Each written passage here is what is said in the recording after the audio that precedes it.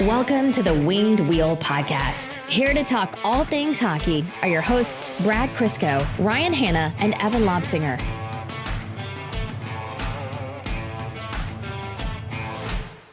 Not being in the same room has taken its toll, eh? Whenever I have any moment where I think, oh, it's really cool that we've been able to do this remotely and, we've done well to transition.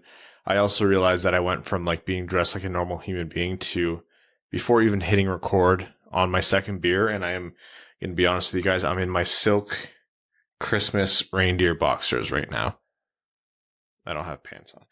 Oh, those aren't reindeer. Oh, shit. Those are St. Bernards with antlers. Same More thing. you know. Yeah, just about. So, a steep decline. And you can tell it's taking a toll on us because us three who don't even like each other at all just spent 45 minutes talking pre-show and not even a second of planning about what we're going to talk about. No, I don't even think we mentioned the word episode or podcast in that conversation. No. Evan showed us, he learned how to belly dance. He showed us that pre-show, actually. Yeah, COVID 19 pounds has its benefits. Honestly, it would have been a good show had he shaved ahead of time. Yeah, that was a little much. Although shaving our names into his chest hair was a nice touch. Hey, you got to appreciate the dedication. Evan continues to win over hearts and minds with the fewest words per minute of anyone ever on a podcast. A comment that we got on YouTube was, the best part about you guys going remote because of the quarantine has been Evan showing up consistently to episodes. No, I'm not even kidding. And I do what I can. For this guy barely talked. He was barely there last episode. I do what I can for the people. And because of how we have to record, because of how we have to record, it's on your computer, so your face is the biggest. You just sit there like a muck looking at the other screen. You don't even have the presence of mind to put the webcam on the screen that you spend the most time on. Yeah, I could do that, but yeah, it'd be smarter. It actually might look better too because I've got all those news articles finally on the wall. Look at that. Evan's figuring it out. I'm not going to do that though. No, of course not. Well, hockey stuff's happening. Hey, what's happened with that? The last I checked, that Dallas Colorado game, Cale Makar pretty much scored on himself. Kind of. He gave Denis Gurianov a gift, and obviously people are going to rip Makar for it because it looks really bad, but it was just one of those ones. He just went to pick up the puck behind the net and caught the puck right as it skipped. So instead of stick handling to his forehand, it went over his forehand through the crease to the top, and which case Gurianov was cruising through and Francouz had to try to make the stop standing backwards. It gets worse. Colorado popped a couple late ones. That was the winning goal. Oh, that hurts. Bizarre series, that one. I really don't get that. Well, it looks like people are finally starting to respect Dallas a little bit. Yeah, which, you never take an opponent lightly, and you don't take Dallas lightly. Dallas has a lot of comparables to Washington in my mind, where it's they loaded up, 4 years ago, when everyone was like, oh, Dallas will score 12 goals a game, and that didn't really work. And then they made a couple of other moves, Perry and Pavelski and what have you, but nobody was really expecting them to do this. And here they are, up 3-1 against the Western Conference favorites, or at least one of them. Anyhow. Want to hear another fun little stat with, well, at least this one in regards to the Dallas Stars? Mm-hmm. So try and figure out the theme here. The Detroit Red Wings and the Los Angeles Kings, how do they relate to the Dallas Stars this season? The only two teams to win their season series, sweep their season series. The only two teams to have scored fewer goals than the Dallas Stars. No shit. They scored that few goals? Yep. They got where they were entirely on their elite defense and goaltending. Oh, now, God. Next question. Which team has the most goals currently in the playoffs? Colorado. The Dallas Stars. What a strange world. for anybody who is like worried that the COVID playoffs or quarantine playoffs or bubble playoffs or whatever you want to call them wouldn't seem legitimate, I don't have that feeling at all. Like, I don't get the sense at all that this all has a big asterisk. Like, that doesn't really, that's not the vibe I get, but it has produced a lot of weird results. I feel like it's made teams way more vulnerable. Yes, 100%. Also, I was looking at the bracket today. It's weird to think, but I think no matter how either side of the bracket plays out, I'm going to be cheering for whoever comes out of the West. It is just a lot of not good on the Eastern side still. Well, yeah, because the East is going to be between either, like, Tampa or Boston have a 50% chance of making the Cup Finals out of the East. Yeah, and then the other two are Philly and the Islanders. You've got Philly, who nobody likes Philly for anything other than gritty, and the most boring hockey team to exist this year. And then you look at all the fun, skilled, good teams in the West, and you're like, yeah, let's hope they win. Yeah. Anyhow, welcome to the Winged Wheel Podcast. I'm Ryan Hanna. I'm Brad Crisco. And I'm Evan. We just caught him at the end of a yawn. On this episode of the podcast, we will be talking about the playoffs overall. We'll continue that discussion. Some goings on in the playoffs and then around the league.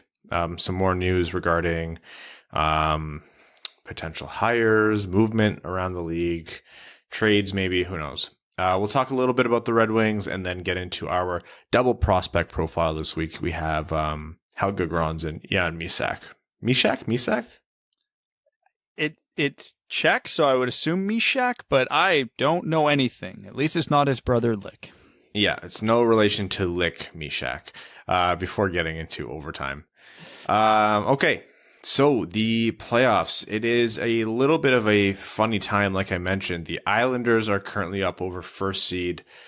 Philly, who was looking like a favorite to go to the Cup Finals, and not that they're out, it's just a 2-1 lead, but still. You're just saying that because you picked them to go to the Cup Finals. Yeah, and the other team that's unexpectedly down, so of course I'm going to be biased. So Tampa is up 3-1 on Boston, Vegas is up 2-1 on Vancouver, and then as of not too long ago, Dallas has a 3-1 series lead over Colorado. Wait, Tampa's up 3-1 on Boston? I thought it was 2-1. Did I miss a game? You must have, yeah. Oh, wow. They had Great like a blowout the other day. Great news. There you go, Brad. What was it? Yeah, it was yesterday. It was a 3-1 game, and then on Wednesday was the 7-1 game. Good. Suck it, Boston. Yeah. I'm very not pro Tampa, but I'm very pro no Boston. And you're a game away. I'm actually kind of surprised to see it be so decisive, but Boston has had its falters since hockey has returned, so that's why I picked Tampa so confidently over them. Okay, let's talk more about Colorado, Dallas. If Dallas comes out of this, do they have a chance? I mean, obviously they have a chance, but is this more Colorado having a lot of missteps, or is Dallas the real deal and they can contend to come out of the West to play in the Stanley Cup Finals? I mean, Dallas has been a near top team in the league for a few years now. I don't know how anybody could not consider them the real deal. And they're doing this with their backup goalie right now. I mean, their defense is ridiculous. They have the offensive tools to be a great offense. They just didn't show it all regular season. And apparently they woke up in the playoffs. So, hey, great timing. There's nothing about Dallas's roster that you could hate. You could go, I don't love Khudobin in net. And it's fair. He's the backup goalie, and he's had a couple shaky ones go in. Their defense is fantastic. I don't see how you could hate it. And you could look at their offense and go, yeah, but no depth. All right, fair. But Tyler Seguin has, one goal this playoffs, and they're still the highest scoring team. So there's enough there. I mean, Dallas is legit. I think a lot of people, myself included, might have been a little guilty about getting a little overconfident on Colorado, because all the perceived depth issues that we think Dallas has, Colorado does, for sure. And, I mean, even you look at this series, it's the same core of players on the Avs, McKinnon, Landeskog, Makar, that are doing all their damage. Kadri's been a nice little surprise for them, but their bottom six is getting caved. They don't have the depth on defense, and Grubauer getting hurt doesn't help because their backup is essentially a rookie, Francouz, even though I know he's older. Yeah, it's Man, McKinnon's going to have to pull a real rabbit out of his hat for this one, but I think it's Dallas is legit and Colorado's flaws are being exposed. Well, if there's anyone who can pull a rabbit out of their hat that's left in the playoffs, Nathan McKinnon is there. Evan, gun to your head. Let's say Vancouver makes it out of that series. They upset Vegas. They play Dallas. Who comes through? I honestly really like Dallas, and I don't think I gave them really any chance when I first looked at the brackets, but Khudobin's been super good, and if he falters, they got Ben Bishop in the on the bench. Is he back yet? I don't know if he's even back yet. I could be dead wrong, I but thought he was in the bubble. he's in the bubble, but I don't know if he's been cleared to play yet. What a funny world where, like, if someone's in the building, it means they could still technically play. Right? Well, what, 30-man rosters? Whenever someone... Sorry, yeah, go ahead. I'm going to continue reading to see if my statement's true. Whenever somebody gets hurt, it's always like, all right, is the injury so bad or they have to go to the hospital? Can we bring the doctors here? Is that a procedure that we can do here? Do we have a dialysis machine in the hotel? Do we have can we do CAT scans in there? It's kind of bizarre, but I mean, hey, if they're able to stay in, then that's good. Yeah, I can't find anything. We'll just say I'm right. Evan's like our version of I don't listen to Joe Rogan's podcast, but he has that guy like Jamie who pulls up like info or clips. Yeah.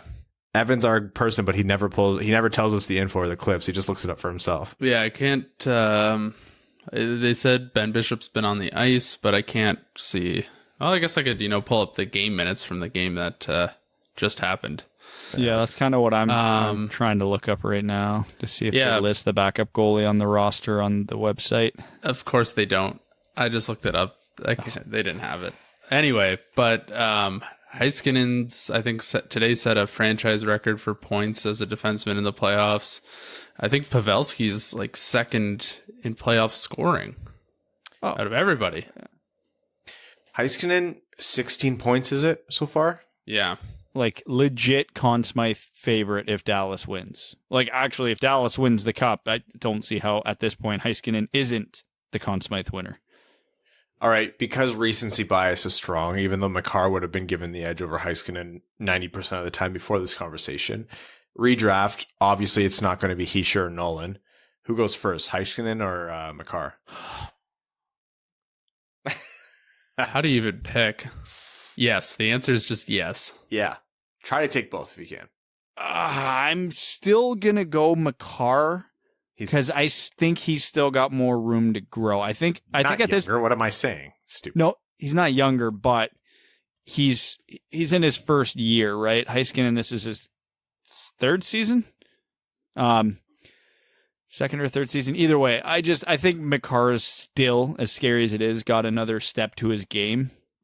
Not necessarily offensively, but I think he's got room to grow. Heiskanen, for the most part, I think at this point is what he is. There'll be a little bit of growth, but I don't think it'll be as much. So I'd still go Makar because he's got that dynamic element that you just can't teach and so few players have. So if you can get his defensive game anywhere near Heiskanen's, I take him. But man, that's hard. What a fantastic third and fourth overall pick set. Oh yeah, it's frustrating because you're almost not going to be able to replicate that at all. Like anytime a GM says, "Well, look, Cale Makar went fourth overall," you're like, "Okay, yeah." And even I say that sometimes when I need to make myself feel better inside. But my God, what are the chances that those two guys go? It really gives a lot of ammo to the draft the best defenseman available crowd. Two things. Evan, while I was going through the page, I looked at the scratches. Ben Bishop was scratched today. Oh, weird. And two, if you redraft that draft, I'm not positive Makar or Heiskanen go first. Yeah, I forgot about Pettersson. You could make a case for any of them, but that draft was so bad at the time, and now looking back at it, the top three is just ridiculous. I would go Pettersson, Makar, Heiskanen, Hischier, Nolan. Oh, I don't know if Nolan Patrick cracks the top 10 right now. I'm not even thinking about anyone else who's in there. Yeah, Nolan Patrick's probably not there. Suzuki's got to be close to there. Not that we're dwelling on it. Man, and Heischer's not a slouch. Like, I like Heischer a lot. Heischer's a great player. He's a 50, 60-point player. It's probably what Atu Ratu is going to be next year, which is when we'll find. That's how you pronounce it. He says Ratu? Yeah, well, according to Yoki, yeah, it's Ratu. Oh, my God. I can't keep having this conversation every week about names. We can't. He's going to be ratty till the end of time. I know it, but it just Atu Ratu is fun. And I know all the Finnish listeners are like, oh, you're not saying it exact. Bite me. I know. I can't make those noises with my mouth that you guys do. I can't. No matter how many times you tell me how to say rupe hints or rupe hints, I'm not going to be able to do it properly. It's better than I could do. Just accept it. All right, over to the Vegas Vancouver series. My one comment is Mark Stone continues to be underappreciated. He is one of the best players on this planet. That's my whole point. Yes. The guy's a freak. Like, the guy... Ottawa, obviously, in retrospect, has gotten some pretty good pieces from their stupid dealings of Karlsson and Stone. Losing Stone is worse, in my mind, than losing Karlsson. In terms of, how that player is playing now. He is just so phenomenal. Oh my God. He pickpockets guys the way you would see Datsuk do it. Mm-hmm. He's not the only person in the world with takeaways right now, but still, like, the fact that guy can drive offense so well offensively and then still be such a force in his own zone, that's a coach's dream. Just the fact that he plays on the wing turns people off, but he is such a complete player. If I were to buy the jersey of any player not on the Red Wings right now, it'd be a Mark Stone Vegas jersey. I'm angry that it's not a Las Vegas Flamingos jersey, but that's the story. You got to take what you can get. I think for me, looking at the Las Vegas team, the real coming out party is for Alex Tuck. Is it Alex Tuck? Alex Tuck? Yep. God, there's probably some other way to pronounce his name. Tuck, I don't know. I think he's got goals like in the past 4 games, and he might lead the team in scoring. Nope, neither him nor Mark Stone lead the team in scoring. Someone has more than 7 goals. Are we talking goals or points? I was just looking at goals. Okay, then yeah, I think it's Tuck. But if it's overall points and you want to talk about a coming out party, Vegas is led in scoring by a defenseman. Alec Martinez. Shea Theodore. Yeah. Yep. Way to go, Anaheim. Yep. And silly season 2.0 is coming very soon. Could you imagine? Remember when Florida, just to get on it off, and we'll get back to this. Remember when Florida gave up Jonathan Marchessault and Riley Smith to Vegas for basically nothing? And now you're telling me for the next expansion draft, Peter Chiarelli might be making that decision for Florida. Could you imagine they're going to give up Huberdeau and Barkov somehow? With any luck. It is Tuck, by the way, Evan. Perfect. I was right. Oh, you guys were actually looking. I've met the dude. I know it's Tuck. It's 1,000% Tuck. So say something, you dweeb. I didn't know you guys. I wasn't really listening, if I'm being honest. I was reading stats. I met the guy. I was scrolling through TikTok and I saw Alex Tuck, like a video of him at the Minnesota Wild, team All-Star game, scoring some goal, and he did the dance, and I was like, oh man. As if the one hockey player to have a viral TikTok is Alex Tuck, and that's what all the non-hockey watching TikTok teen crowd knows is Alex Tuck. I'm like, Gary Bettman seeing his jersey sales go through the roof. Like, oh, okay. It's weird that the Minnesota Wild, yeah. What is going on? And why do we keep getting requests for Pavel Barber jerseys? Who does he play for? Yeah, for real. Flyers and Islanders. Barry Trotz. I don't mean to harp on the Islanders roster because they obviously have talent, but Barry Trotz, holy hell, what a great job he's doing. Oh, he's the best coach in the world, and at this point, it's not particularly close. The Islanders don't have a single player over a point per game in these playoffs, or even at a point per game. Not one. Josh Bailey's got 11 and 12. That's as close as anybody is. And they are just walking through everybody. Oh, I forgot Cap Friendly has coaching contracts. He did sign a 5-year contract with them for $4 million a year. Look at that. They paid the guy. They're getting the results. It's not even that much money. It was the term that turned Washington off. They didn't want to do the term. How dare he get them that cup? How dare he? I mean, they got the cup. What do they care at that point? Whatever. Get out of here, you bum, and take your ring with you. Man, well, we've talked about it before. If you believe that it was your roster who did it and Reardon would be like a reasonable sub, then you make that move, because you can say that Trotz likely wouldn't last another 5 years in Washington, and then you'd be on the hook for $4 million a year for every year he wasn't there, unless he got hired again elsewhere. But that's nuance. But still, looks dumb now. Okay, the playoffs will continue. It's still, because of the 2-day delay, it's still a little bit behind where we expected it to be at this point. But a couple potential upsets in the work, and the favorites in Vegas and Tampa Bay still do have their leads. Any other notes you guys have on the playoffs? Any notable stories? Oh, you guys want to talk about the hit on Yanni Gourde that went unsuspended, undisciplined? Please. Go for it. This is the dumbest thing the NHL has done in a dumb year that is involving the actual game of hockey and not the draft lottery. Still rattled. But anyways, the first thing, and I mean the first thing you are taught in hockey growing up, is do not hit players from behind, especially 2 feet away from the boards. I still remember vividly in the 90s, this video they showed us that went right down to the literal anatomy of the player who gets hit from behind, and showing how your spine will compress and break if you are hit that way and don't properly brace yourself. Thing when you're getting hit from behind at that speed is you almost don't have time to brace. So guess what? Crack, crunch. Ignoring the concussion, ignoring all the possible shoulder injuries, the facial injuries, you could kill someone with that type of hit. Literally, it sounds like hyperbolic bullshit, and I'm just trying to over-exaggerate to make a point, and I kind of am, but it's still true. You could kill somebody with that type of hit from that distance when they're not looking. I understand that hits like that typically have not been given long suspensions in the past. So I'm obviously upset that there was no suspension on this, but I understand that it wasn't going to be severe based on the precedence that has been set on the past. So my gripe is the fact that these type of hits haven't been more severely punished.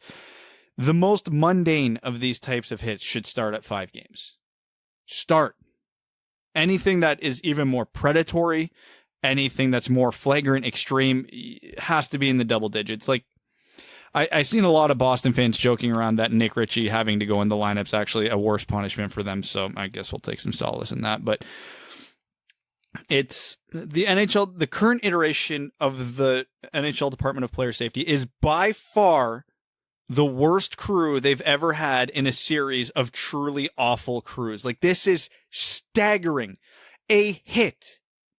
Just one more time for emphasis. A hit that could have killed Yanni Gourde is met with no suspension. I can't even process that properly.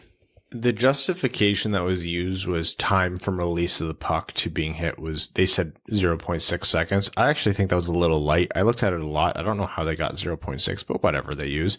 But I'm like, why does that matter? That matters for a charging call, maybe, but like, we're talking about the vulnerability of the player and the danger of the hit. It doesn't matter how long ago he released the puck. Like, it's such a weird straw man thing to do, like to boil it down to one parameter that fits their decision. And I'm like, oh, okay, 0.6 seconds. He still hit him practically from behind his neck. Like, they're lucky his neck and head didn't hit the board even worse than it did. Because like you said, that could end someone's career or worse. The fact it was delayed made it less worse than it would have been, because the follow through on his shot turned him towards the puck, which means where Gourde got lucky, obviously it probably hurt like hell, but his head and shoulder took the brunt of the impact. Had that been a half second sooner, right as he's releasing the puck, he's facing the boards. He's going crown of the head into the boards, which is when that hit is the most dangerous. So to me, the lateness of it wasn't the issue at all. Sure, it was late, but I mean, yeah, when you're under a second reaction time, fine. I'm willing to give players at least some benefit of the doubt there. Not much, but some. It's the hit itself that is the problem. And the fact that, like Ryan said, they came out and said, well, it was 0.6, so we're not going to suspend him, is stupid. This is dumber than when Duncan Keith only got 1 game for slashing a guy in the face. Like, this is dumber than that. Because, yeah, Duncan Keith could really, really hurt a guy doing that. He's not going to kill him doing that. This is worse. It's amazing that any group can manage to be the worst Department of Player Safety in history when there has been virtually no good Department of Player Safety since its inception. It's comical. Kind of silly. Again, we have to reiterate, because it's asinine that it's the case, but the head of the Department of Player Safety is a former goon who has a clothing line titled Violent Gentleman. Like, Jesus Christ, guys, at least try to hide the fact that you don't care. Yeah. Well, I'll never have any hope for this group, and as long as the playoffs continue to be called unexplainably lighter, then I'll continue to just not expect anything rational or reasonable.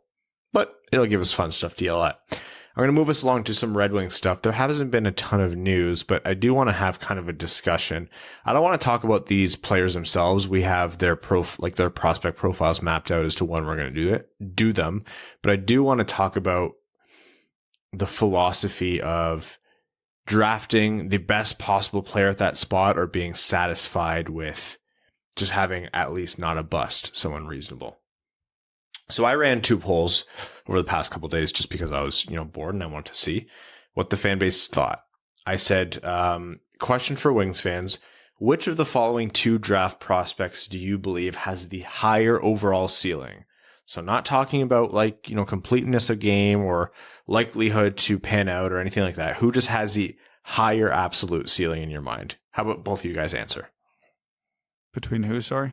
Oh, yeah, I didn't tell you the players. Cole Perfetti and Marco Rossi. Who has the higher overall ceiling if everything goes exactly right for them? 100%. This player pans out perfectly, hits their absolute ceiling. They're the best player they could ever be. I'll say Perfetti. That's who I was going to say. I think Perfetti too. 1,578 votes. Okay. It was 50-50 until the last hour, and it ended up being 51-49. Cole Perfetti over Marco Rossi. Wow. This fan base is either going to be pissed the hell off come October, or happy no matter what. No, we know what's going to happen. We are going to spend the next, month and a half to the draft. And we're going to argue about Rossi and Drysdale and Raymond and Perfetti, and we're taking Sanderson. It's Mo Seider 2.0. It's absolutely going to happen. So it doesn't even matter. I know it's going to happen. Or we trade the pick, which is even less likely, but I ran a second poll, and this one had about 1,000 votes. Same question, which of these 2 has a higher overall ceiling? Cole Perfetti, the winner of the previous poll, or Lucas Raymond? Who do you guys think? I'll go with Raymond on this one.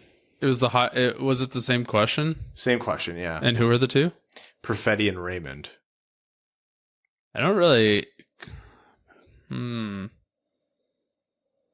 I don't know Raymond's game as intimately as Perfetti's, so I feel like my answer is...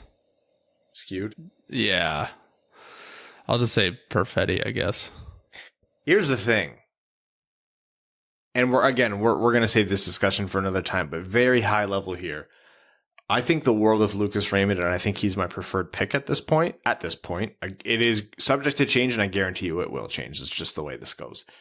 But with Perfetti, in my mind, my drawbacks on him are things that could, in some world, or ostensibly be fixed or worked on. And if like I said, if you add great skating to Perfetti's profile, he's a top 3 pick, undoubtedly challenging for top 2. So in my mind, Perfetti does have the higher absolute ceiling, but when you talk about absolute ceiling, like almost no player ever pans out that way. So it's anyhow. So I would go more than just skating with Perfetti. His pace still concerns me a little bit, but here's the catch-22 of the draft and why no two boards will ever look the same. If you gave me the same questions with the same comparisons, Perfetti and Rossi and Perfetti and Raymond, but you asked me who do I think is more likely to reach their ceiling, Perfetti loses both for me. I think so. Well, yeah, I think he carries more risk. Yeah, I think Rossi's the most likely of all of them to reach their ceiling, but I think he has the lowest ceiling of the 3. Okay, so this poll after 1,000 votes went 59-41 in favor of Lucas Raymond. They've been listening. Yeah. So what does that mean, though? Does that mean if Lucas Raymond drops to 9, this fan base, like, what's going to happen here? How many times have we went over this? So we have like a pretty clear-cut top 8 for this draft-ish, and that doesn't include Jake Sanderson. So if he jumps into the top 8, someone is going to fall to 9, and we're all going to be like, what in the actual hell is going on? And people are really discounting the idea of Drysdale or Holtz. Not that those are the same tier of player in my mind, but like Drysdale will likely go higher just by virtue of being a defenseman, and Holtz has that attractive skill set of scoring goals. A team might love that. Although I thought the same thing last year at Caulfield, and he dropped to Montreal in the mid-teens, so that was kind of if all the rumors that have been floating around thus far are to be believed, Perfetti and Raymond aren't getting out of the top 5 because they've both been linked to teams in the top 5. So here's my thing. Let's say the Red Wings pick, let's name 6 realistic Red Wings picks: Raymond, Rossi, Perfetti, Drysdale. We have to assume there's a possibility Byfield or Stützle fall. Let's call Byfield or Stützle one player, okay, and then Askarov. Askarov or Sanderson is another player. There's 6. Didn't even mention Holtz. Yeah, I didn't even mention Holtz. There's 6 options there. Let's say 3 of them pan out, and it's Detroit picks one of them, but it's the worst of the 3. Let's say they pick Rossi, and Rossi ends up being like a 70-point player, 75-point player, but Perfetti and Raymond end up being 100-point players, or Perfetti ends up as a number 1 center, and Raymond is like the star winger of the future. Are you still mad? Yes. Especially are you mad considering the other 3 players outside of the Red Wings pick and the 2 that they didn't choose, like whatever, those guys end up being total busts? Are you still angry, or do you say, I feel fortunate that the Red Wings didn't take these players that were ranked as highly or even higher, and they ended up being busts? So here's the thing. If we were talking about pick 14 and we're talking about players in the 10 to 18 range, you get a bit more of a pass here. This is the area of the draft you cannot screw up if you want to turn your franchise around. Is a 75-point player a screw up, though? If you left 2 huge players on the board that are way better and they were ranked right around there, because this isn't like David Pastrnak where he blew up and he was a late 20s pick, where everybody goes, or Nikita Kucherov where it's like, okay, well, 90% of the league passed on them. It happens. That's fine. I never hold those.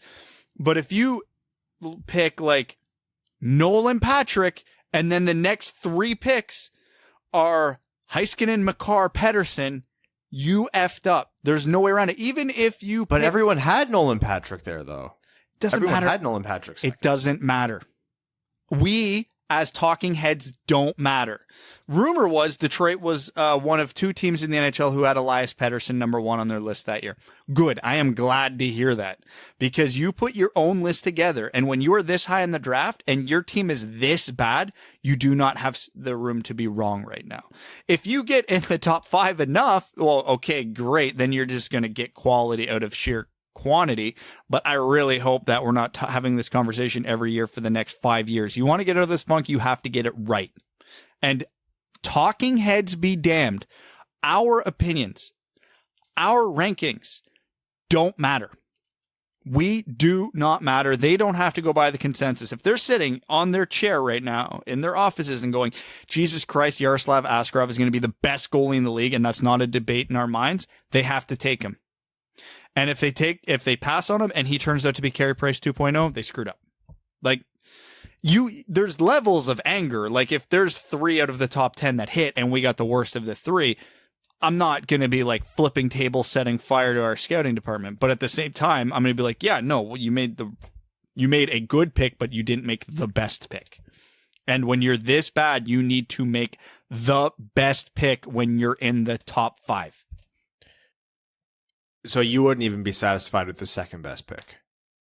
Oh, satisfied, yeah.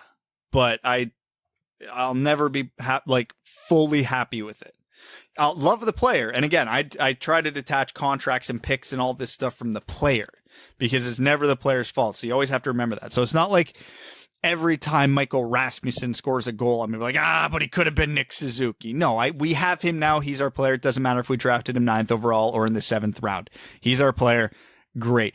But the pick of Michael Rasmussen sucked. And there's no way around it. It sucked. Unless he comes out of nowhere and completely torches it this year and proves all of us wrong. Amazing. But it was a bad pick. I can like Michael Rasmussen as a player, and I do. But that pick sucked. Yeah, but I'm not, like, we knew the Rasmussen pick wasn't great from the moment it was picked, pretty much. I'm saying, like, what if the Red Wings this is 2017, the McCarr draft, 2018? Yep. Yeah, that was that year. Let's say the Red Wings are first overall, and they take Heiskanen, but they leave Pettersson on the board. Are you mad right now? I'm not mad. I'm not. I understand it's not the best pick, but again, we had the debate on this. Does Heiskanen go first overall over Pettersson? First wasn't a good example. Let's say third. They take Heiskanen third, like Dallas did, but they leave Pettersson on the board, or McCarr if you think McCarr's better. I mean, I don't know. We could have the debate. Those guys are so close. So for me, a better example would be, I'm trying to think of a draft where there's like legit controversy there. Big differences. What about the Ekblad draft? Okay. Hey, hold on. I'll perfect one. Zadina Hughes. Because I'm not mad. I understand it, but I don't love the pick as much as I used to. I would argue at this point in time, Zadina was the second best pick there, which means I'm not like, oh my God, we're off the wall. But I think we can all agree, hindsight being 2020, it was the wrong pick.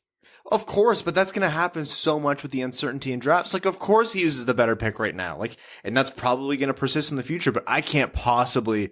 if Zadina turns out to be a 35 to 40 goal scorer regularly, but Hughes is out here winning Norris trophies and a Conn Smythe, it sucks. You wish you would have got the guy, but there was no world where he was ranked there. Like, that's a guy where he hit on every single piece of his development. At the time, it was the consensus pick, which is great. Consensus means shit. Nolan Patrick was projected number 1 overall pick. That guy might not crack the top 15 in a redraft. It doesn't matter. And now Patrick's a bad example because it was mostly injuries and the migraine issue that have derailed his career. So it's totally unfair to Nolan Patrick, but just hyperbole. The 2012 draft, Edmonton screwed it up. Yakupov was a consensus number 1, should have never went number 1. That's the reality of it.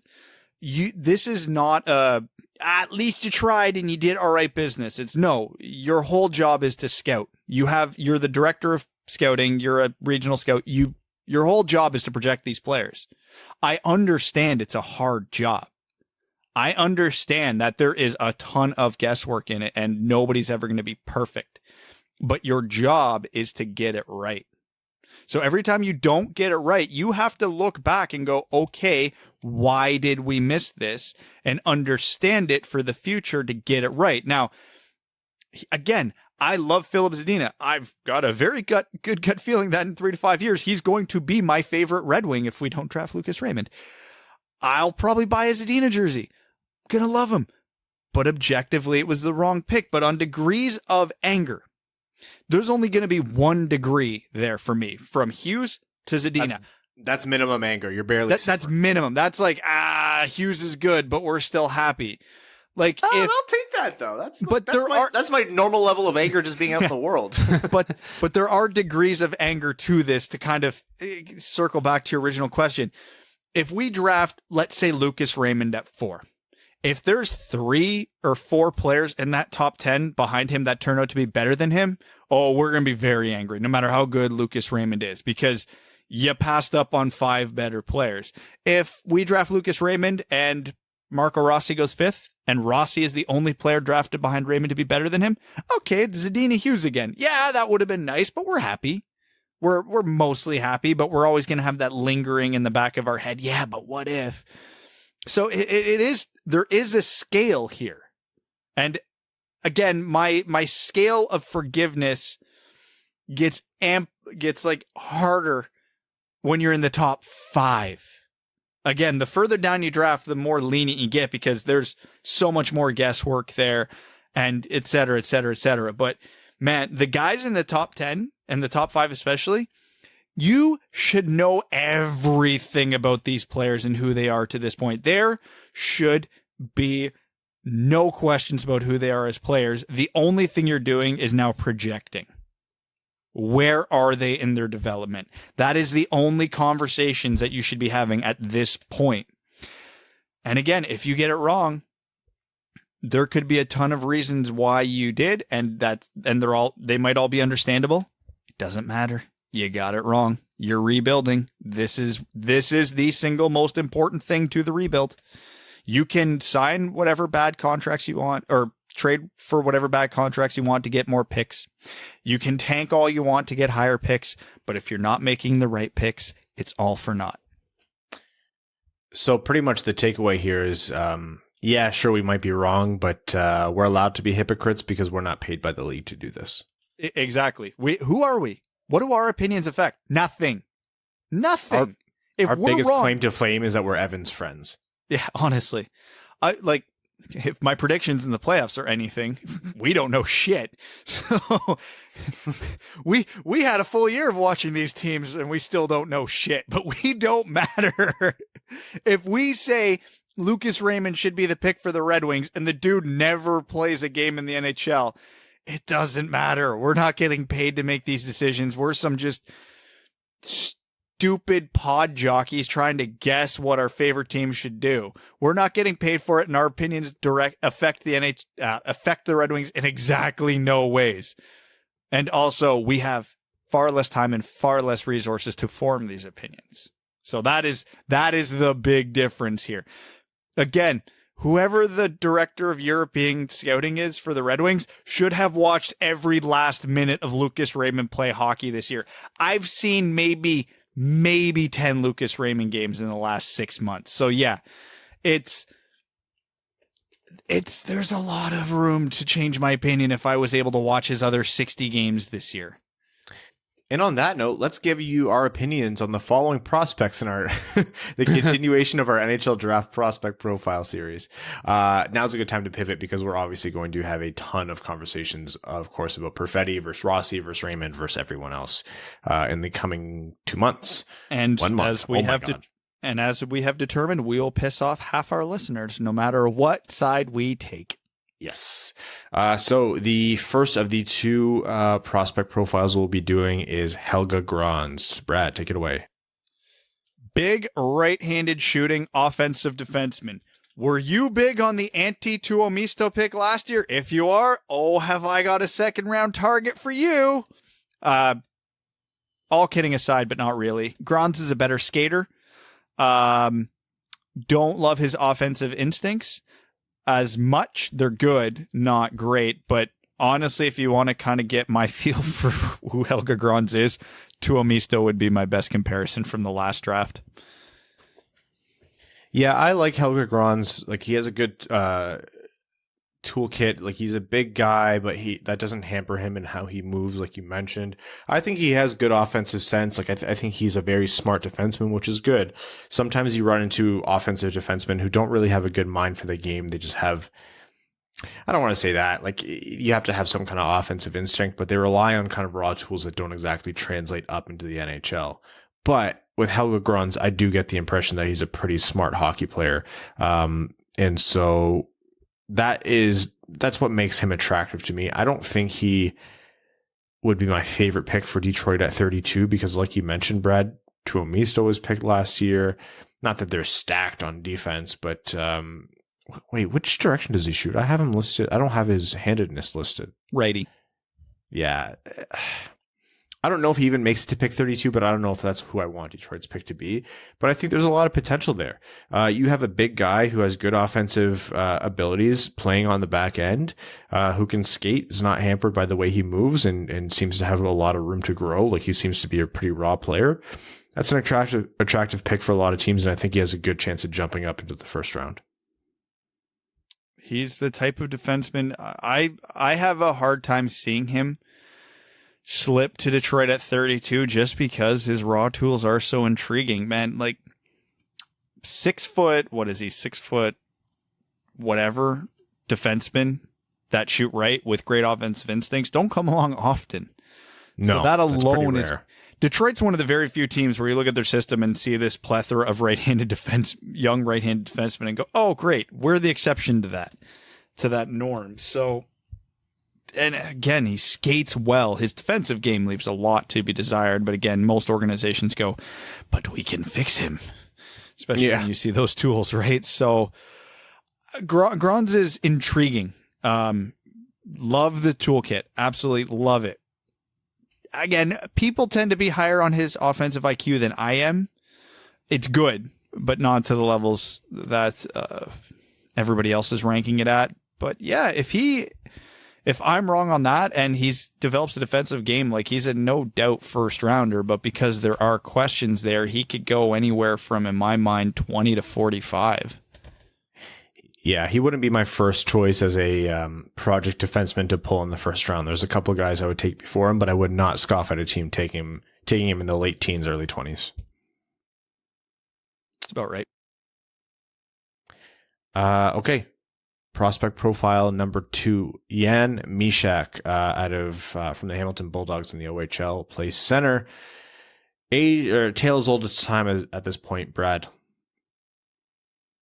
Like him as a winger more than a center. Had an interesting year because he started the year in the top Czech league and then came over to Hamilton halfway through the season. When he got to the OHL, just lit the world on fire. Something like, he was at like a goal per game for like 9 or 10 games in the OHL. It was just absurd. And then he obviously cooled off because nobody keeps up that pace. He's got the tools. Again, he's, I think, just north of 6 feet tall. He's a late birthday, June birthday. So, for those of you that are late birthday truthers, he might have a lot more physical development to go still. So he's a good skater. He gets knocked for his skating because he's got I don't know what to call it, an awkward skating style.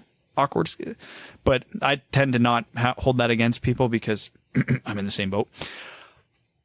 Tremendous shot, good hands. He's a goal scorer, man. Like, those types of players don't grow on trees. He knows how to get the puck in the net. And when you're talking about a guy who might not get drafted into the first round, that was a left-hand shot, just an absolute threat around the net. I'm a big fan of, if he'd be my pick in all likelihood if he slips to 32, but I'm not betting he does. Yeah, it's funny. Like, you're talking about different kinds of players with Grans and Mysak. Like, Grans is big, Mysak small, but at the same time, I see a lot of the same qualities in terms of draft philosophies between the two. Like, with Mysak, you're getting a guy who has demonstrated ability offensively, great skating. Obviously, like you said, torched the OHL, is a proven scorer. So he thinks the game in the offensive zone really well. But the thought is, can this guy, like, what's his absolute ceiling? Does he have game breaking skill? Does he have any kind of elite talent? And with his, a concern with, his physicality, or will he be able to cut it in the NHL physically, or would he just get dominated?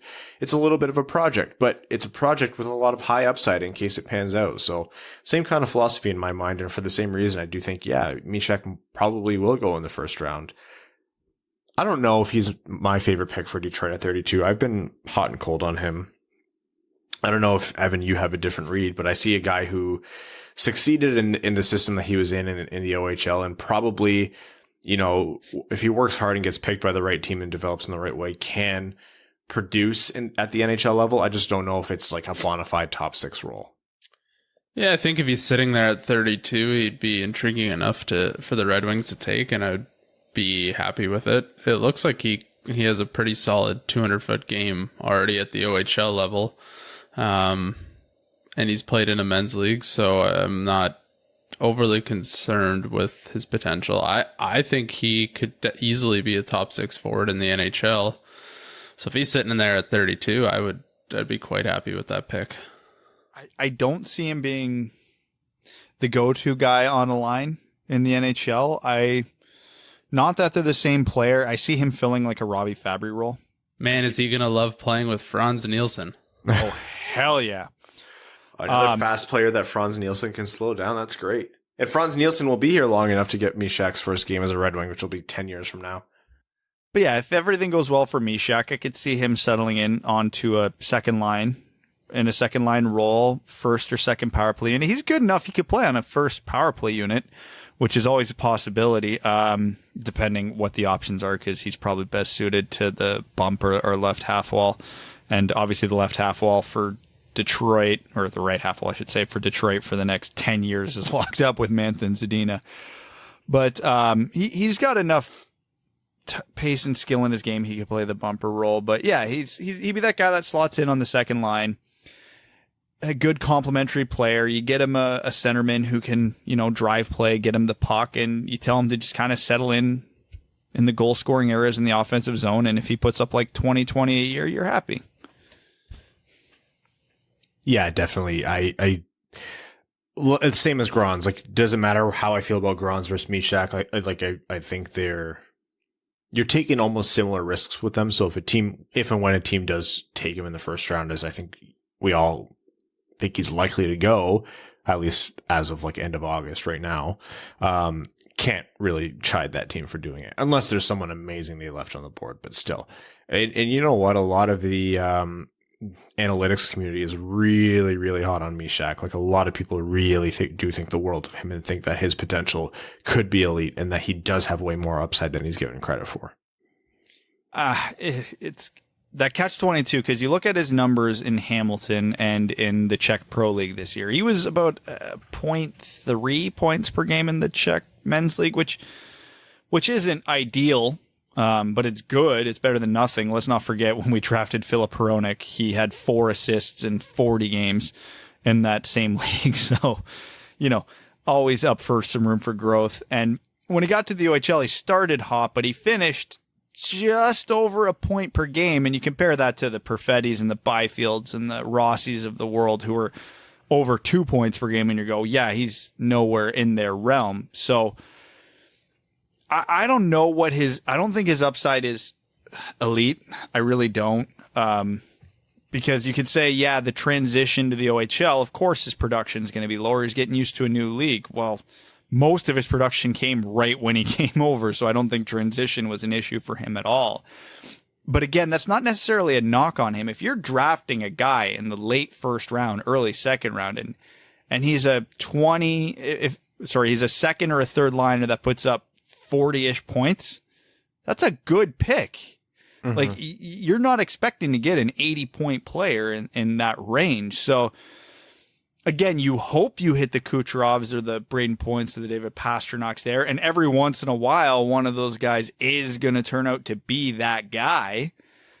But I don't think Mysak's that guy, but I think he can be a productive NHLer. And it is worth noting, too, that Kucherov and Point get brought up a lot when talking about, you can find these late ones.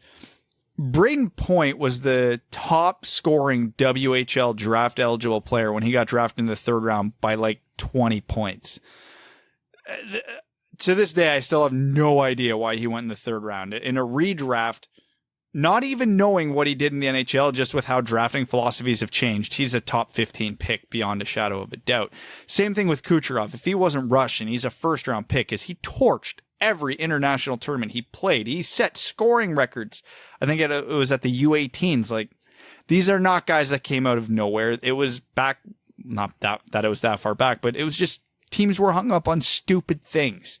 That doesn't really happen that much anymore. And there's not players like this in the draft and go, This guy has 100 points in 50 games. Why are we ranking him in the second round? There are no players like that in this draft. So I think we got to keep expectations a little realistic. Maybe we snag a goalie or a defenseman late that exceeds expectations. But as far as forwards go and the projected rankings, none of those guys are sticking out like that. And I don't think Mysak's that guy. Yeah, then it's the obvious rule here. Like, it's a little bit of a paradox.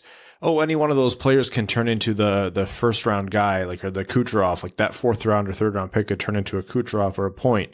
So, like, which one do you think is going to be, who are some candidates for that this year? Well, if we thought they were candidates to turn into Nikita Kucherov or Braden Point, they wouldn't be third or fourth round picks. Plain and simple. Like, I've got a few guys bumped up on my list where I'll say borderline considerably higher on than the majority. So if you ask me who those guys are, those are the guys I'm going to pick, but I don't have them ranked in the second round. So it's the catch-22. If you're asking me to go through my second round and go, oh, who are you going to? Well, none of them. That's why they're there. Like, if we get a Tyler Bertuzzi out of the second round this year, that's about as good as you can hope for, because what year? 2013 was the year Bertuzzi was picked, right? I'm pretty sure if you go back through that draft, he was the best pick in that round, or damn close to it. So, like, I think people still overestimate how many of these guys come out of every draft. So if you get a usable hockey player in the late first, early second round, you're happy. You are super happy. Like, if Jared McIsaac turns into a number 5 defenseman and plays 17 minutes a night for the Red Wings for the next 10 years, that's a home run pick for where he was drafted. Like, people forget that, and they see those exceptions to the rule and they go, oh, why can't we do that? Yeah. Like, so just as an example, I know we're going back 7 years. I just pulled up Tyler Bertuzzi's draft year. So here are the other players that you could consider good NHLers at this point. Okay.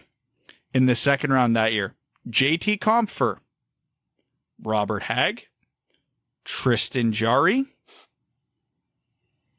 Oh, I'm so tempted to say Madison Bowie. I'll drive to your house and punch. What about Jacob Delarose? I said good NHL players. Arturi Lehkonen. That's it. That's what came out of the second round in Tyler Bertuzzi's year when he was drafted. Like, these are your odds. I'm just, and again, that's not even including the late first round where there were superstars such as Morgan Klimchuk and Mike McCarron and Hunter Shinkarik and Emile Poirier. So this is your monthly reminder to keep expectations within reason.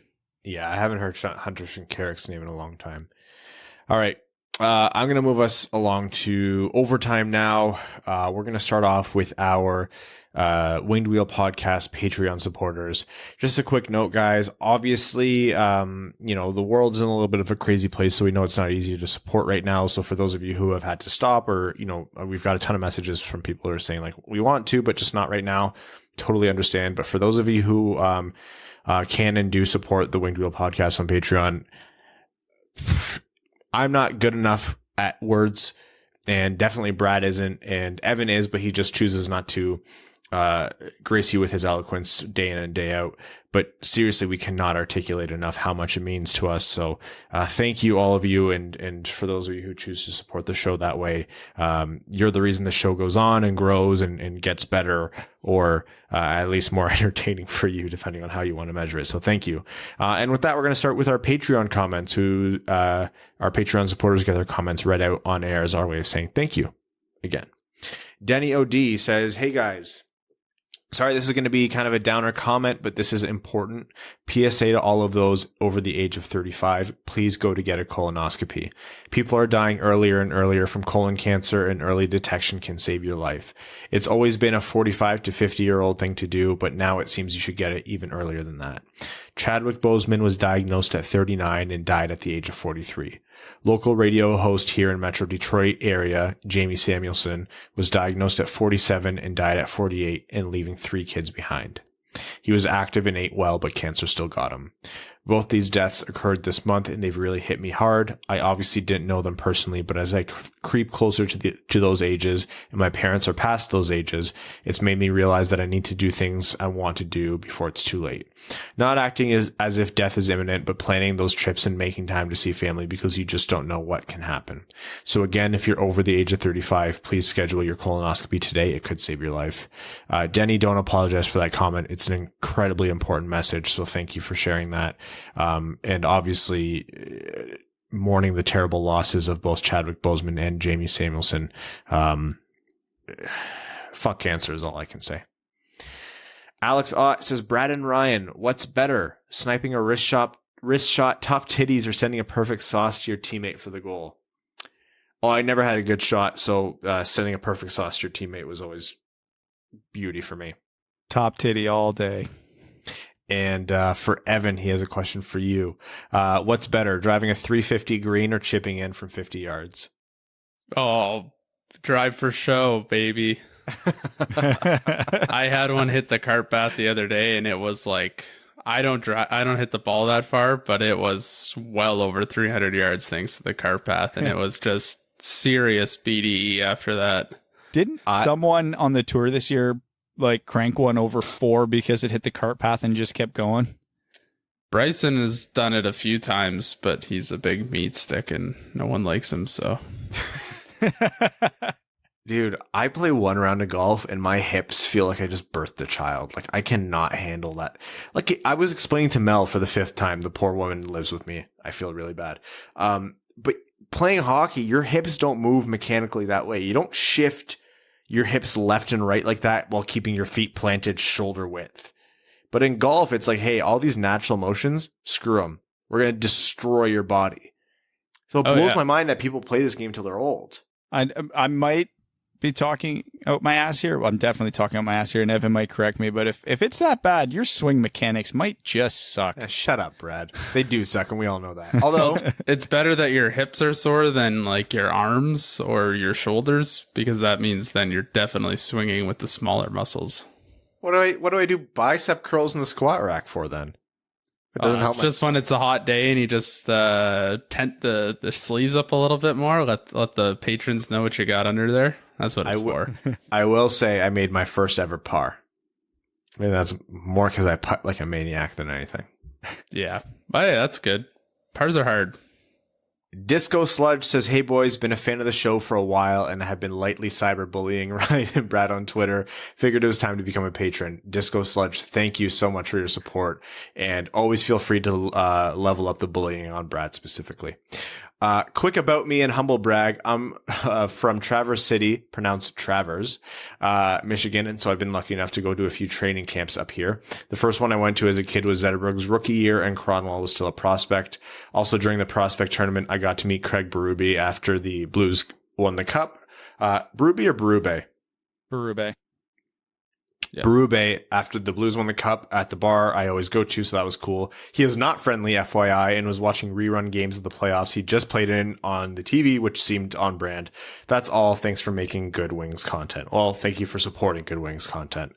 And I'm sorry that Craig wasn't nice. Yako Ruta says, whenever I hear you talking about Anton Lundell, I'm shocked that you don't compare him to Mikko Koivu. Two Finnish two-way centers who don't have anything flashy in their arsenal but get shit done. Or am I way off?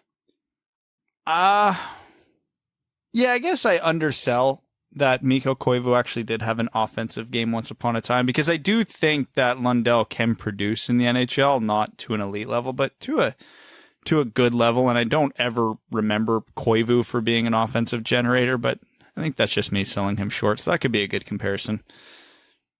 I hate player comparisons because it always makes it more obvious when I'm wrong. Michael Berry says, hi guys, Ryan, great poll on Rossi versus Perfetti. In lead up to the draft, I think we should have a devil's advocate statement as to why not to draft a player. For example, Rossi was a week away from being drafted last year, and Rossi put up 61 points against the bottom 5 20 games teams compared to 59 points against the 14 other teams in 36 games. We will, thank you, and we will definitely do that. All of our major prospect profiles, either done for the first time or rehashed, are going to be coming over the next month. and we are going to have all angles of analysis, why they should, why they shouldn't, and we'll revisit at the end before the draft as well. Mike Lennox says, how much of a factor in Arizona's punishment was that there was no combine due to COVID-19, and how much did the scoring that Major League Baseball took for the Houston Astros cheating factor into the punishment? Absolutely none. I think the fact that no one had a combine factored in for sure. Oh, that I think did. I don't think it did, because this came out before we knew any of that, right? And I mean, a lot of people, our listeners included, were predicting what this punishment was going to be a long time ago before we knew how the rest of the season was going to play out. So I don't think it had anything to do with it. I'm sure it made their decision a little easier, but I don't think it really made much of an impact. Jake Nagy says, thought it was pretty powerful to hear Thursday's episode of Hockey Central with Brian Burke. Yes, Brian Burke, discussing systemic racism and the need for players to make a stand. The interview with Joel Ward was really powerful and worth a listen. Wanted to thank you guys for your voices and being willing to speak on this issue. If we want the sport and team we love to really be for everyone, we have to keep having these conversations. Love to you all. Jake, as usual, thank you for your kind words. It means more than we can say. All I see is Gaines says, who has a bad contract we can take on and that will fill our 2C spot? Kyle Turris. Yeah, that one would be a tough one to work, but that would definitely meet the criteria there. In terms of on ice ability, he's probably the best one. In terms of a bad contract that could fit there, Alex Killorn, maybe, if we can steal him out of Tampa. He's a center, right? And they're hard up on the cap. Brandon Sutter, maybe out of Vancouver. I'm drawing a blank. Centermen are hard to swing away from teams. Yeah, there's probably one or two obvious ones that we're forgetting, but for now, that's it. That's what I got. Brett S. says, hey guys, is there a world where we can sign the top free agents and trade them away immediately? You talked about Pietrangelo last episode. If we signed him to a 2-year or less contract and traded him to St. Louis, couldn't that help both teams if we ate 50% of the contract? Do the same for Krug and the Bruins or any team who wants Hall. I wouldn't go longer than 2 years, but it seems that could be a way to utilize cap space. Thanks, Brett. Would that be like circumvention? Yeah, that seems a little too 4D chess that I don't know if there's anything in the CBA to disallow that, but I would bet there is. Toronto did something similar with Lehner when they briefly acquired him to just... There's a weird cap magic going on in that whole deal. There's been a few trades that have happened like that, but that was more to facilitate some things. I don't know. I could see a world where it could happen, but I just can't shake the feeling that it won't be allowed. The thing is, when you get into high profile UFAs, they care where they go, but very rarely do they care so much where they go or they'd be willing to take part in that sign and trade business. It does carry some inherent risk for them. And I don't know, if I'm player X and I'm leaving, New York to go to Buffalo or, Colorado, if I've already made that decision to leave this team I've been with since they drafted me, I kind of already made that decision. It's for whatever reason, dollars or cup contention. You don't really want to add that extra step of complication. And I don't know. It's just too many people need to be on board for it to happen, which is why you almost never see sign and trades. If it's not cap circumvention, then yeah, like it could technically work. And you do see some versions of that, but you won't see it commonly. So that's why I would never kind of give it any serious thought. If it happened to be a big surprise, we'd probably have an emergency episode just to kind of put it on a barometer for you. Mark says, holy shit, boys. After 4+ months without any hockey, I'm finally playing tonight. As excited as I am, and after 33, I'm going to say years of playing, I'm nervous I'll have forgotten how to skate. Wish me and my dilapidated body luck. After 4 months of drinking beer, smoking weed, and eating like a raccoon on vacation, I may die. Just know I died doing what I love. Oh man, you are speaking to me. On a side note to my impending death, does anyone know why Joe Veleno didn't end up playing in the Czech Republic with Zadina as originally reported? How do you think this prolonged break from playing real hockey will affect his development? I don't think it's going to affect his development dramatically. As as you're going to find out tonight, it takes a while to get it back, but you get it back quicker than you'd think, and that's true of NHLers.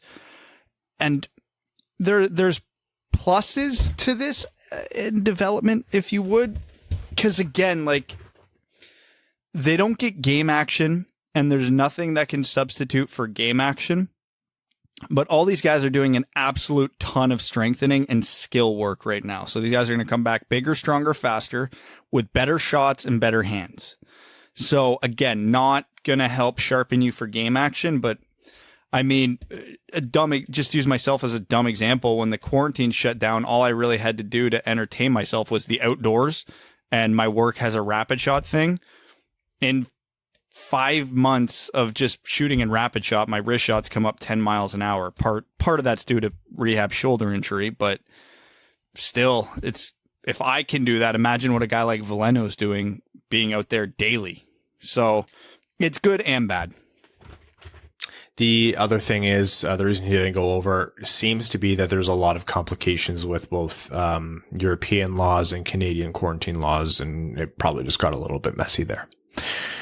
Matt says, hi guys, after the games were postponed this week, there were a number of comments about how players met and had discussions about the BLM movement. Do you think it's possible in the future they could broadcast these discussions like a town hall meeting in place of games?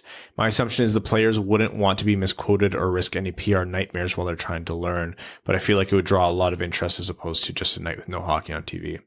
You'll see them do what they did with the press conference. With those conversations, almost definitely they'll want to keep it private because, again, these players are learning, like you mentioned, and they understand that they're learning. And with learning comes vulnerability, which comes with the risk of being misperceived when you're just unwillfully ignorant, like you just don't know yet. And so I don't think there's ever a version of that. If you have a town hall, it'll be with players who are willing and prepared. That's just the reality of it. C-Nods says, we are seeing teams send players on loan to get reps, building relationships with foreign clubs and getting some good playing time. Do you see a future of this happening more often with some players who don't quite fit on either North American teams? Like maybe someone you need to sign to keep rights to the player, but since he's a skilled player, is better suited for a top 6 role abroad compared to the more grinding style to the AHL.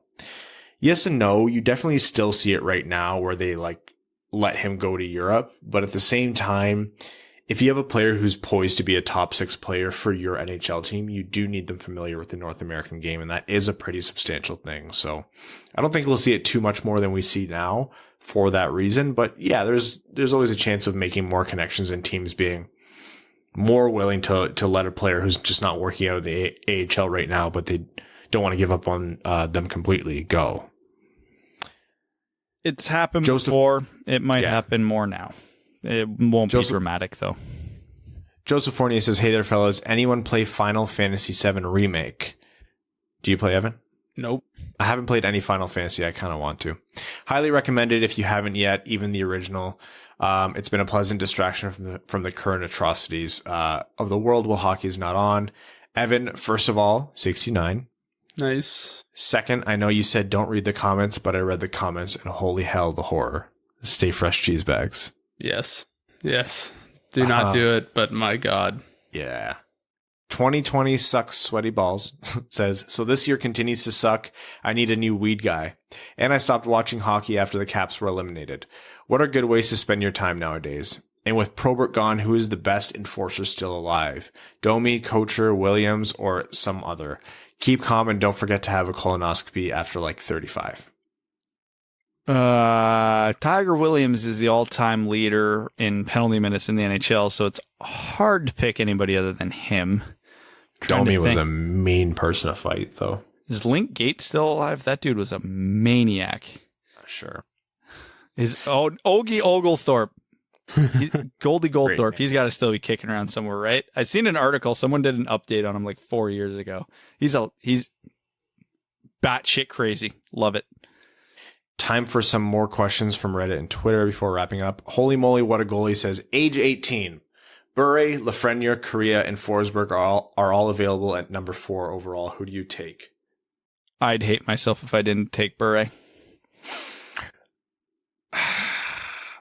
Both of them were hampered by injuries, but I think Bure and Forsberg, in terms of talent, may have been the best player or among the best players of their generation.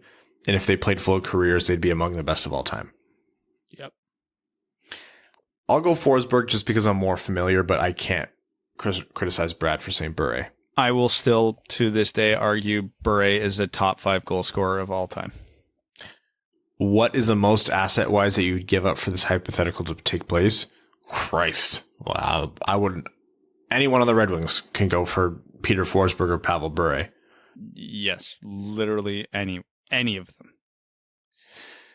Kyle49 says, I'm really liking Drysdale. He's a great skater and can turn into a nice two-way defenseman, but I wouldn't be heartbroken if we passed on him. Han Solo Mail asks a question about prospect reviews for some of the top-rated guys like Raymond, Rossi, Byfield, and Perfetti. Those are coming this month, and you will be able to rewatch. We're clipping out our specific prospect profiles. We're going to try to catch up on previous ones and post those on a specific YouTube playlist. So if you don't subscribe yet, subscribe to Winged Wheel Podcast on YouTube. And we do take some clips from episodes and our prospect profiles as well for you guys to catch in case you want to watch the full episode if you want to go look back.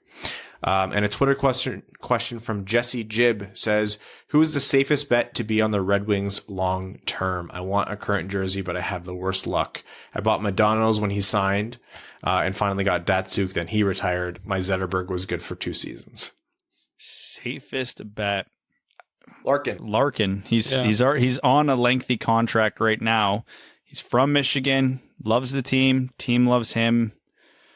It's not a controversial answer, but it's Larkin. And then who knows? Wait to see what happens if Mantha signs an 8-year contract in the next couple months. He'd be a great bet too. Yeah. All right. With that, we are going to wrap up this episode and catch you guys again midweek. We'd like to thank everyone for listening, for tuning in. Even more of you have been putting in 5-star reviews on iTunes, which has been amazing for us. All of our Patreon supporters, again, guys, thank you. Our name level sponsors, the septic tank of that bitch, Carol Baskins, Greach, Jeremiah Dobo, Jake Kiefer, 2020 Sucks, Sweaty Balls, Andrew Bohan, Scott Martin, Jacob Turner, Matt McKay, Brandon M, Matthew M. Rice, Luke Johnson, Kalen Wood, Hassam Al-Qassem, Arjun Shankar, Charlie Elkins, Hana Lee, Obeer Juan Kenobi, Trevor Pevavar, Alex Ott, Ashley Van Conant, Chris Frank, Connor Leighton, Matthew Keeler, Simon Anderson, Antonio Gracias, John Evans, Quaz, and Stan Olson. Thank you all. Cheers. Take care. And we will see you in a few days. Thanks for tuning in to the Winged Wheel Podcast. Be sure to check out wingedwheelpodcast.com, where you can subscribe to the show on iTunes, Spotify, or wherever you get your podcasts. You'll also find links to other ways to support the show, such as Patreon, official podcast apparel, and more. And don't forget to follow the show on Twitter at Winged Wheel Pod. And of course, the hosts at Brad Crisco, at Ryan Hanna WWP, and at Hockey Town Evan.